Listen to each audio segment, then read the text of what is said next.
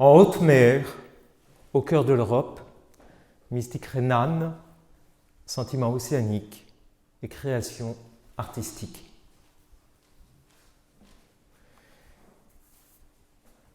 In altum, selon le latin de la Vulgate, désigne le large de la haute mer. Cet horizon lointain qui, in fine, laisse pressentir la profondeur des fonds marins. Image des rivages intérieurs du sentiment océanique, selon la belle expression que Romain Rolland inspire à Sigmund Freud. On ne va jamais si loin, on ne s'élève jamais si haut, qu'on ne descende toujours plus bas, profondément en soi. Dans l'Europe, d'avant l'Europe, au temps de la révolution gothique et scolastique, quand la chrétienté, dans l'élan d'un optimisme conquérant, élève ses vaisseaux de pierre, édifie ses nefs du salut et construit ses cathédrales du savoir, à savoir les sommes théologiques,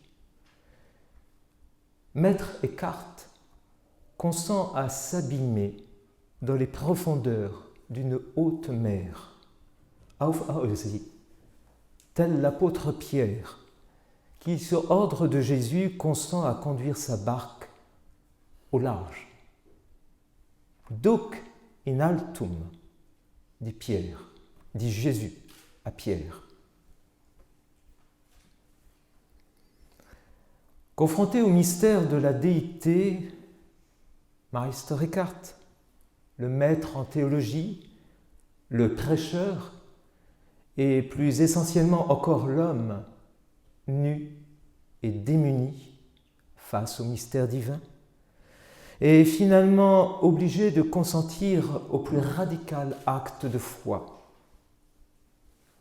Pour ce fils de Saint Dominique, frère du couvent des Dominicains d'Erfurt, docteur en sciences sacrées de l'Université de Paris et reconnu par ses pairs comme une des plus éminentes autorités doctrinales qui soit, l'évangélisation de la parole de Dieu est une œuvre de prédication qui exige une détermination ferme, libre et totale. Mais elle est plus essentiellement encore un chemin d'humanité qui, jusque dans son propre aveu d'ignorance, offre à tout à chacun d'avancer au large, au loin, in altum, dans les profondeurs océaniques du désir le plus intime, là même où l'âme humaine accueille ce qui lui est le plus proche, l'insaisissable intimior intimo meo, le plus intime de mon intime, selon saint Augustin. Dans l'Europe des Lumières, et plus exactement dans l'Europe de la Aufklärung, un peintre de paysage, Caspar David Friedrich, s'avance lui-même au large, dans le sillage des mystiques rhénans, auf Aussee, pour s'aventurer in fine jusqu'aux confins de l'abstraction, quand l'intimior intimo meo suscite en soi la désimagination.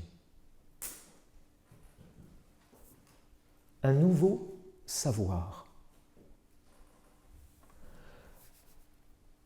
Processus de Entbildung, de désimagination, la mystique rhénane participe d'une théologie de la création qui envisage non seulement l'acte créateur lorsque Dieu crée ex nihilo, mais aussi et surtout l'essence créatrice où dans un regard créateur, toute chose trouve son origine et sa fin. Héritier de l'optimisme conquérant de l'Ordo Predicatorum, l'ordre des prêcheurs, Maître Eckhart affirme que celui qui ne connaîtrait que les créatures n'aurait plus besoin de méditer sur aucun sermon, car toute créature est pleine de Dieu et elle est à elle seule un livre. Inspiré par la distinction augustinienne des Vestigia Dei et de la Capax Dei, Maître Eckhart distingue néanmoins toute créature qui porte l'empreinte de Dieu et l'âme seule qui est capacité de Dieu. C'est donc dans un lieu dans l'âme et nulle part ailleurs que Dieu se laisse découvrir au gré d'un nouveau savoir, la Gottesgeburt, la naissance de Dieu dans l'âme. En effet, selon Maître Eckhart, l'engendrement de Dieu dans l'âme n'est rien d'autre que le fait de se révéler à l'âme en une connaissance nouvelle et selon un mode nouveau. Cette naissance de Dieu dans l'âme, qui au-delà de toute image est corrélativement une naissance de l'âme en Dieu, est par analogie ce que représente la création ex nihilo. Ainsi, selon Maître Eckhart, l'œuvre que Dieu opère dans une âme divinement aimante, qu'il trouve pure, nue et détachée, pour pouvoir s'engendrer en elle, cette œuvre-là lui est plus agréable que toutes les œuvres qu'il a jamais produites dans toutes les créatures. Et elle est de loin plus noble que lorsqu'il créa toutes choses du néant.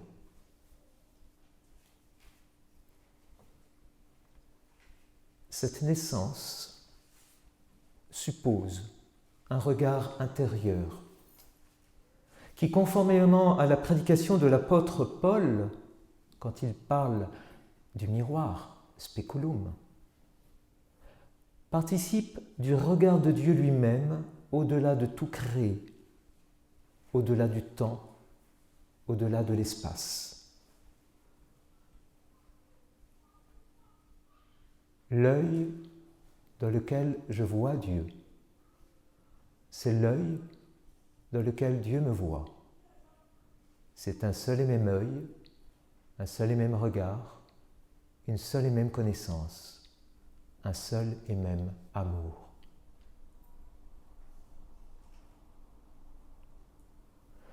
À l'aune d'une théologie de la création somme toute traditionnelle, la mystique rhénane est donc un nouveau savoir sur Dieu, par participation du regard source. Source dans un éclat, Einblick, qui est principe et fin de tout le créé.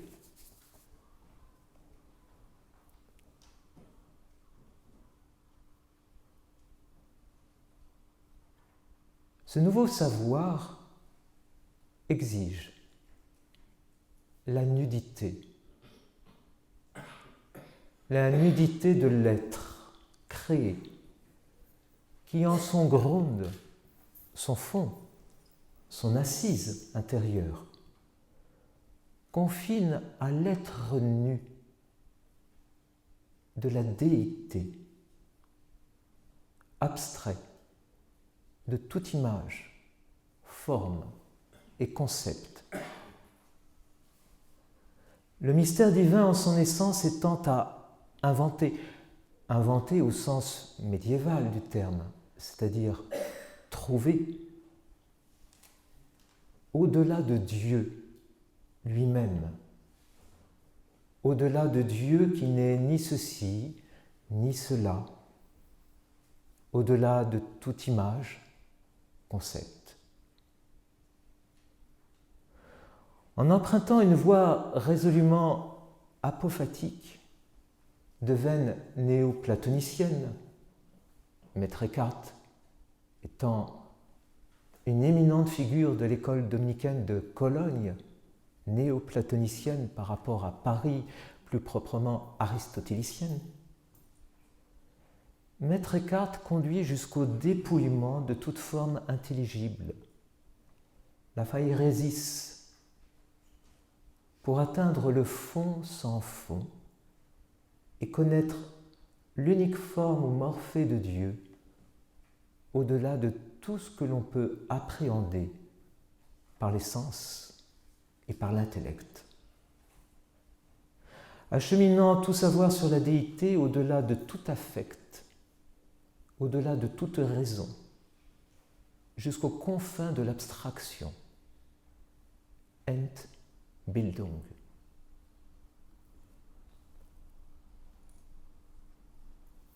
Il faut se perdre soi-même, au-dessus de tous les modes déterminés, des images, des formes et de toutes les facultés, et se dépouiller pleinement de sa propre forme. Il ne reste plus alors, dans cet évanouissement total, qu'un fond qui se soutient essentiellement par soi-même, une essence, une vie, une transcendance.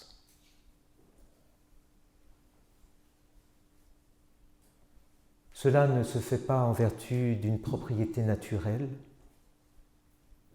mais en conséquence de la surinformation que l'Esprit de Dieu a donnée à l'Esprit créé par un acte de bonté toute gratuite, répondant cependant aussi à l'insondable dépouillement, abandon de l'esprit créé.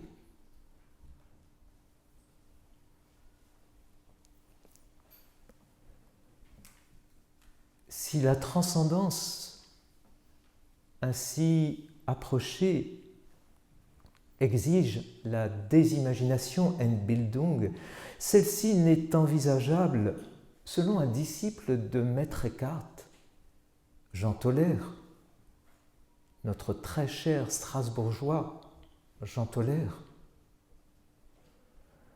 Celle-ci n'est envisageable, cette imagination, qu'au gré d'une traversée des images, unique moyen d'appréhender le réel en soi.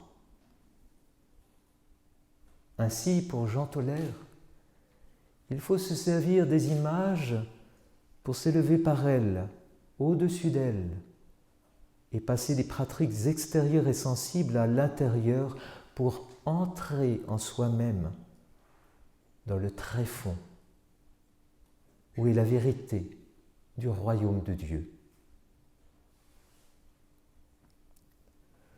Pour Maître Eckhart et pour son disciple strasbourgeois Jean Toller, l'abstraction ne relève pas seulement d'une dimension spéculative, mais aussi d'une expérience.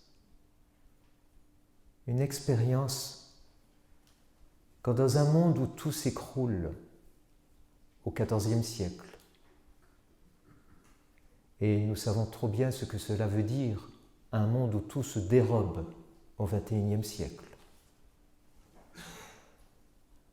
Une expérience donc quand un monde tout s'écroule, lorsque l'homme cherche désespérément ce sur quoi s'appuyer, se fonder et se maintenir dans l'être.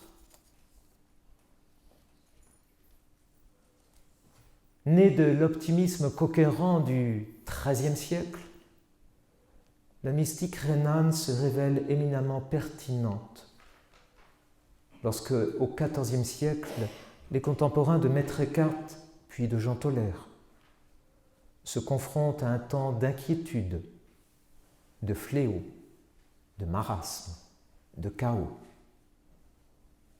En effet, dans un monde où tout se dérobe, n'offrant nul appui ferme et solide, la mystique Renan révèle alors à l'âme humaine le seul lieu où se tenir, le désert de la déité, ce fond sans fond, Orgronde, que rien ne peut ébranler, détruire ou anéantir, là même où se révèle la transcendance.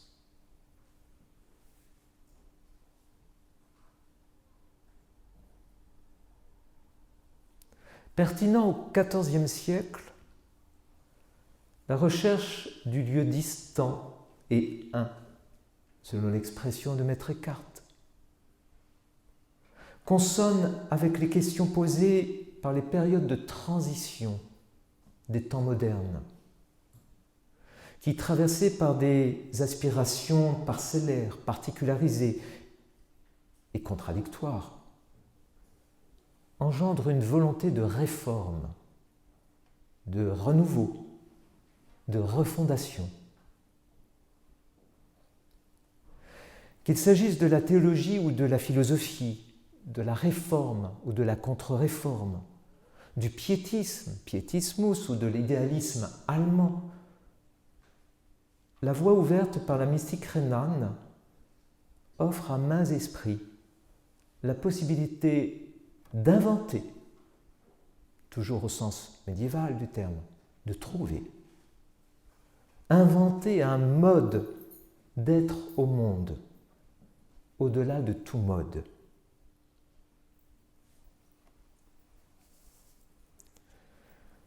Collectionneur des manuscrits des cartes, Nicolas de Cuses approche, grâce à la mystique Renan, aux réalités de la vision Dei.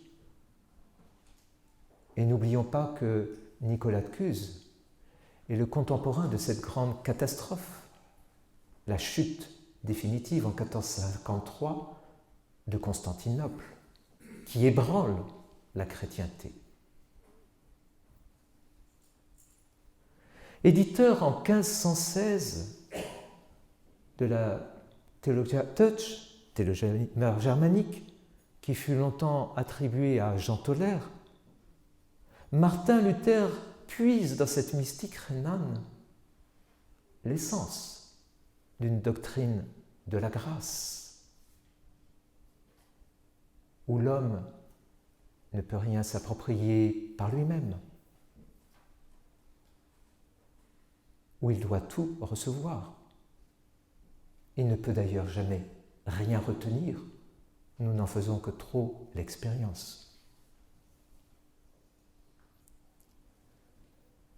Pierre Canisius, le futur jésuite, et ses amis de la chartreuse Sainte-Barbe de Cologne, Nicolas Eschius et Laurent Surius, reconnaissent dans la mystique Renan la doctrine de la réforme de l'homme intérieur. Ils sont d'ailleurs les auteurs de ce qu'on appelle les institutions divines, recueil attribué à Jean Toller et qui brasse la pensée tant de Jean Toller que de Maître Eckhart ou d'autres auteurs apparentés à la mystique Renan. Lecteur précisément de cet ouvrage, Les institutions divines, Jean de la Croix, en Espagne, nous avons quitté la vallée rhénane, pressant dans cette mystique le mystère de la vive flamme, de la nuit obscure et du néant, quand Dieu n'est ni ceci ni cela et qu'il faut avancer dans l'obscurité. Enfin, Angelus Silesius, lors de son passage ici à Strasbourg, précisément pour des études de médecine, découvre dans les sermons de Jean Toller une veine éminemment poétique, quand plus tard, Philippe Jacob Spener, originaire de Ribeauvillé, y dessine les fondements d'une réforme de la société et de l'Église. D'aucuns pourraient dire que tous ont reconnu dans la mystique rhénane ce qu'il leur convenait d'y trouver. D'ailleurs, un peu plus tard, au XIXe siècle, une lettre datée du 22 avril 1841 du philosophe Franz von Baader, l'auteur d'un ouvrage « Les sources de la philosophie allemande », accrédite cette assertion. Je le cite. « J'étais à Berlin, très souvent en compagnie de Hegel. Un jour, en 1824, je lui lus des textes de Meister Eckhart, dont il ne connaissait jusque-là que le nom. Il fut si enthousiasmé qu'il donna l'autre jour toute une conférence sur Meister Eckhart devant moi, et qui finit sur ces paroles : « Voilà exactement ce que nous voulons, voilà l'ensemble de nos idées, de nos intentions. » Si depuis l'exclamation de Hegel, les mystiques allemands sont communément pensés comme les patriarches Erzvater de la spéculation allemande, la mystique rhénane se dérobe néanmoins à toute catégorisation réductrice et toute réduction identitaire. C'est son essence même.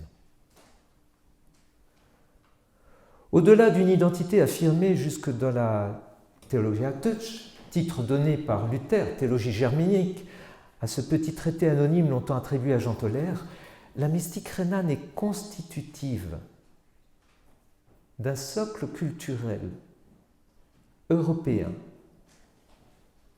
qu'elle dépasse largement dans sa dimension universelle.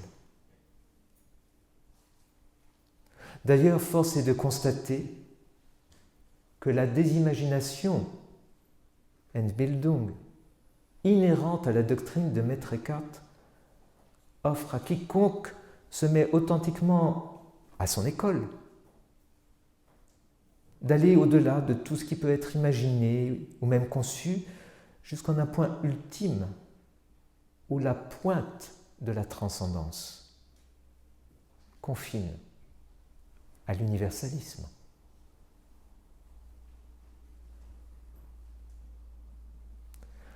À l'aube du XIXe siècle,